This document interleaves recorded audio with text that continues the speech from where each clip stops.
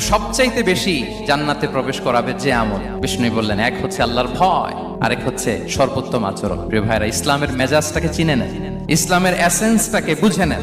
আমরা ভালো আচরণকে গুরুত্ব দিতে চাই না। অনেক নামাজি লোক দেখবেন নামাজ পড়তে পড়তে কপালে কালো দাগ ফেলে দিচ্ছে, বাসায় বউয়ের সাথে খারাপ আচরণ করে, খিটখিটে মেজাজের, প্রতিবেশীর সাথে শুধু ঝগড়া, কলিগদের সাথে ঝগড়া, মারামারি, দুঃসম্পর্ক, এরকম আছে না? নাই বলেন, আছে না? কিন্তু নামাজি, অনেক বড় হাজি, একদিনও কোরআন তেলাওয়াত মিস হয় না। তো এত আবাদত করেও সে ইসলামের আসল এসেন্সটাকে ধরতে পারেনি। বিষ্ণু বললেন, সবচেয়ে বেশি জান্নাতে প্রবেশ করাবে যে দুটি আমল, একটি হচ্ছে তাকওয়াল্লাহ, আল্লাহর ভয়, আরেকটি হচ্ছে উত্তম আচরণ, সর্বোত্তম আচরণ। তো আমরা যেন উত্তম আচরণের অধিকারী হই, আমার স্ত্রীর সাথে যেন ভালো আচরণ করি, প্রতিবেশীর সাথে যেন ভালো আচরণ করি, ছেলে মেয়েদের সাথে যেন আমাদের অ্যাটিটিউডটা ভালো থাকে, আচরণটা ভালো থাকে, কলিগের সাথে যেন ভালো থাকে। বিশ্বনবীর আচরণ যেমন ছিল তেমন আচরণ যেন আমরা গড়ে তুলতে পারি। আওয়াজ করে পড়ুন আমিন। শুনানে আবু দাউদের এক